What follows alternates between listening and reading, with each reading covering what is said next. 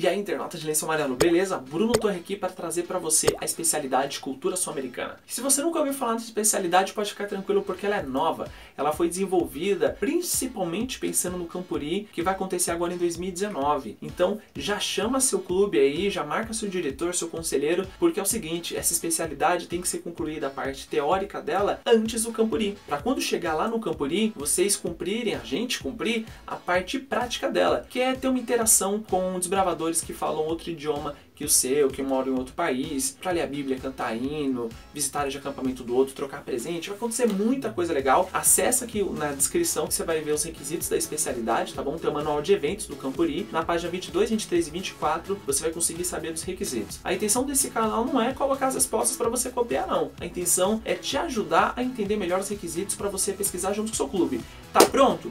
Já tá aí já preparando para enviar pro seu conselheiro, pro seu diretor? Chama todo o seu clube para você assistir essa aula junto. Chegar no Campuri vai ser bem bacana cumprir esse requisito, mas tem que estar com tudo já concluído, para você sair do Campuri já com essa especialidade. Tá pronto mesmo? Então, vem comigo. O primeiro requisito já pede para você falar sobre os 8 países que fazem parte da divisão sul-americana e falar um pouquinho sobre eles. Na verdade, falar sobre 3 ou 4 coisas típicas desses países. Cultura, bandeira, alimentação, idioma. Eu vou falar só um pouquinho de cada país e vou deixar para você pesquisar o restante, beleza? Agora vamos falar do Brasil, país ao qual eu faço parte, e eu já consigo te garantir, não temos uma cultura fixa. Sabe por quê? Porque a gente teve influência de diversos países. Países do continente africano, países como Japão, Itália, Alemanha, os próprios portugueses colonizadores, os nativos índios que já existiam aqui. Em tempos difíceis, pessoas de países migraram para cá, para lugares diferentes do Brasil e acabaram disseminando a sua cultura. Por isso que o Brasil a gente fala português, mas cada cidade tem um jeito ou até mesmo palavras diferentes. E isso é muito interessante. O país agora,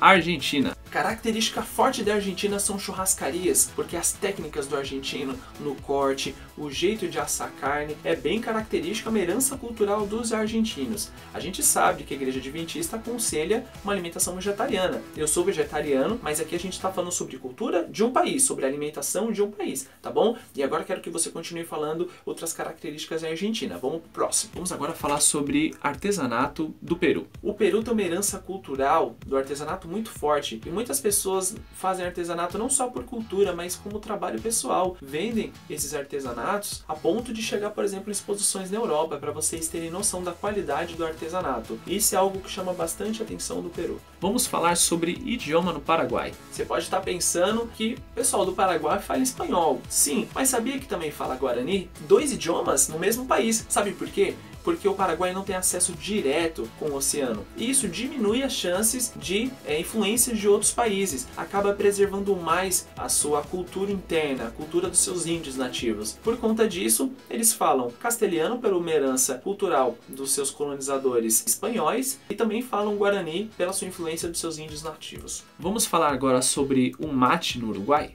Os uruguaianos são recordistas mundiais em consumo de mate. É tipo uma infusão preparada dentro de uma cuia. É uma espécie de um copo de madeira que é recheado de erva mate. Ele é servido com água quente. Aqui no Brasil a galera conhece como chimarrão também. Vamos falar sobre paisagens e cultura no Equador? A cultura no Equador é tão diversificada quanto as suas paisagens. A maioria da população é mestiça, de europeus, principalmente espanhóis, com índios. E a cultura equatoriana é também uma mistura dessas duas fontes, incluindo também a cultura dos escravos trazidos da África, claro. E mesmo o povo sendo tão diversificado como aqui no Brasil, algo que chama muita atenção são as comidas em festivais religiosos que eles têm, e doces, e diversas festas. Nossa, só de ver as fotos já dá água na boca. Vamos falar da alegria da galera do Chile? O Chile é um país bem alegre e que possui uma grande expressão cultural. Você pode até observar uma grande influência da cultura da Europa dentro do próprio Chile. E isso se deve à colonização e também ao modo europeu de ensinar que ficou por anos e anos no país. No que diz a respeito aos esportes mais famosos dentre os chilenos,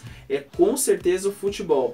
Já que se destaca na culinária é sua abundância de pesca na região. Vamos falar sobre os 37 idiomas da Bolívia? A Bolívia possui 37 idiomas oficiais faladas pelo seu povo. As principais coisas que chamam a atenção no país é a sua arte, música e, claro, as vestimentas das mulheres bolivianas cheias de cores. Ah, e por falar em música, como é lindo ouvir o som da flauta e os instrumentos de sopros que só eles sabem tocar. Isso aí, ó, realmente não tem pra ninguém, é fantástico mesmo. Vamos falar de uma cultura, de uma civilização civilização antiga na América do Sul? Os Incas. O Império Inca foi o maior império indígena da América em território, abrangendo Chile, Argentina, Bolívia, Peru, Equador e Venezuela. Mas na verdade o termo Inca não era o nome deles. O termo Inca era utilizado apenas para a elite. Mas aí os espanhóis chegaram até aqui, pegaram esse termo Inca e acabaram chamando a civilização inteira. Por falar nisso, eles eram muito fortes em agricultura. Eles cavavam terraços em terrenos montanhosos e usavam sistemas de irrigação autossuficiente muito inteligente. Além disso, a construção deles tinha que usar pedras, fazer construções em terrenos montanhosos também, sem utilizar argamassa, sem utilizar nada por conta de terremotos. Mas aí como esse império foi sendo dizimado? Simplesmente com a chegada dos espanhóis trouxeram epidemias, gripes, enfim, coisas que foram contaminando a população porque eram doenças de outros países que eles não tinham imunidade para aquilo, não existiam vacinas contra isso, e aí o povo foi sendo dizimado. Inclusive o Sapa Inca, que era tipo o rei geral, e seu filho morreram por conta disso. E aí quem queria assumir o trono? E aí a população começou a guerrear para saber quem iria assumir o trono, reis de outros lugares, né, porque tinha um Sapa Inca e os outros imperadores abaixo do Sapa Inca começaram uma guerra, tudo mais, para saber quem iria assumir no trono, bem no período das expedições espanholas. E aí os sobreviventes acabaram aceitando a colonização espanhola e essa civilização acabou deixando de existir. Vamos falar um pouquinho sobre colonização? Eu vou resumir bastante porque eu quero que você estude um pouquinho mais sobre o assunto. E se a gente for falar tudo o que aconteceu, esse vídeo vai ficar durante muito tempo. Então vamos lá. Pedro Álvares Cabral sai de Portugal, chega aqui nos litorais brasileiros, nas terras de Veracruz, assim como eles chamaram, e se deparam com os índios tupiniquins. Enquanto isso, a Espanha era detentora do maior território colonial, que é do atual México até o extremo sul da América do Sul. Olha só. E os crioulos, que eram os filhos dos espanhóis, que já nascidos aqui na América do Sul, começaram a entender que o melhor para eles para aquele momento era ter a independência da Espanha. E nesse período começou a acontecer em cada território da América do Sul suas manifestações de independência. Aqui no Brasil, a independência aconteceu um pouquinho diferente, porque Portugal estava sendo atacado pelo exército de Napoleão, e aí a coroa de Portugal se muda para o Brasil, e não é muito interessante a coroa ficar tão longe do seu país, então o rei decide na coragem voltar para Portugal, deixando aqui o príncipe Dom Pedro I. E a elite local acabou influenciando ele, perceber que ele seria o primeiro imperador se ele pedisse independência, sendo assim o primeiro rei ou imperador do Brasil. Vamos falar um pouquinho sobre religiões. Mas antes de a gente falar sobre religiões, vamos entender primeiro o que é religião. Religião é uma fé ou uma devoção a tudo que é considerado sagrado. É um culto que aproxima o ser humano de entidades a quem são atribuídos poderes sobrenaturais. Na América do Sul, religiões de doutrinas cristãs, ou seja, que seguem os ensinamentos de Cristo, têm a maioria de seguidores. A gente tem na América do Sul forte dois segmentos, o catolicismo e o protestantismo. E eu já vou explicar um pouquinho mais sobre esses, tá bom? Além disso, a gente tem outras religiões que também têm um certo peso na América do Sul, que são elas o espiritismo, candomblé, umbanda, testemunhas de Jeová, mormons e budistas. Agora há pouco eu falei para vocês sobre o cristianismo e as vertentes fortes na América do Sul, que é o catolicismo e o protestantismo. A Igreja Adventista, a qual o Clube dos Bravadores faz parte, é uma igreja protestante, dessa vertente protestante, que a gente costuma chamar de igrejas evangélicas. E a Igreja Adventista é uma delas, e algo muito especial que tem nela, que ela cresce com muita força. Ela possui exatamente 29.753 igrejas na América do Sul, e graças a Deus só cresce. Deus seja louvado por isso. E a história da igreja basicamente é a seguinte: em 1890, missionários vindo da América do Norte chegaram aqui na América do Sul espalhando a mensagem do Advento. E você sabe o que é Advento? Quando a gente fala no clube, por exemplo, a mensagem do Advento a todo mundo em minha geração, a gente está querendo dizer a mensagem daquele que está por vir.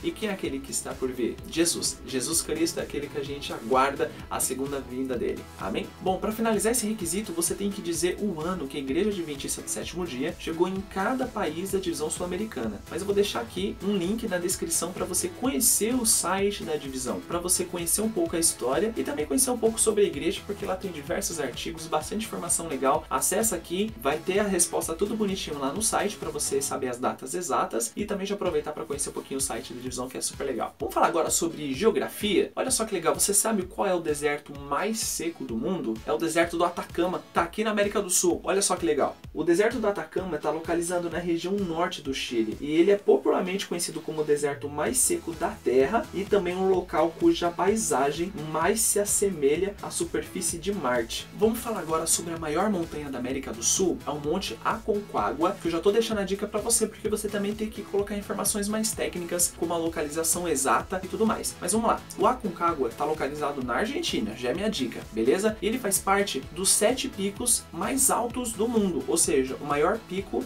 de cada continente. Ele é o segundo maior do mundo. Olha só que bacana. Já deixei essas dicas para você pesquisar informações mais técnicas, beleza? Falando de floresta, claro que a maior da América do Sul e é uma riqueza para o mundo, não só para a América do Sul, é a floresta amazônica. E as espécies que vivem lá, entre diversas, eu gostaria de citar 3, que são onças jaguatiricas e gato do mato. Vamos falar sobre biomas? Eu escolhi falar sobre a Mata Atlântica, que eu estou mais próximo aqui. Já fiz acampamento e treinamento de sobrevivência na Mata Atlântica, que foi muito legal. Eu gostaria de trazer um pouquinho dessa experiência para você, de como que é. O clima na Mata Atlântica é tropical e úmido. Então quando eu fui fazer meu treinamento de sobrevivência lá, dava para ver bastante vegetação, com umidade, diversos pontos de água. Isso é bem interessante e é algo típico de lá. Espécies da América do Sul que a gente pode destacar: boto cor-de-rosa, anta, macaco prego e entre outros, que eu gostaria que você fizesse esse estudo para você conhecer mais o que o nosso continente tem a oferecer. Principalmente essa região da divisão sul-americana tem muita riqueza geográfica, tem muita riqueza animal, muita riqueza cultural para você conhecer. O último requisito é uma entrevista que você tem que fazer com um desbravador de 10 a 15 anos que mora em um outro país da divisão sul-americana. Então não pode ser do mesmo país que o seu, certo? E você vai conversar com ele sobre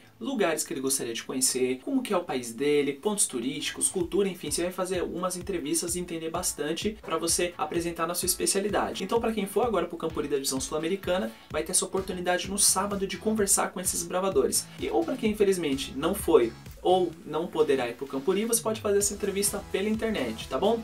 Prepara seu trabalho tudo bonitinho, com bastante carinho, para receber essa especialidade. Você está fazendo parte dessa história de receber essa especialidade nova, ser um dos primeiros a conseguir. Então vamos fazer essa especialidade com bastante carinho, porque vai ser com certeza inesquecível. É isso aí, galera. Se você não deixou seu like no começo do vídeo, aproveita para deixar agora. A gente estudou com tanto carinho para trazer esse conteúdo para você, para te ajudar a concluir essa especialidade, para você sair com ela bonitinha e colocar na sua faixa. E tenho certeza que vai ser inesquecível, vai ser muito legal. Forte abraço e até mais!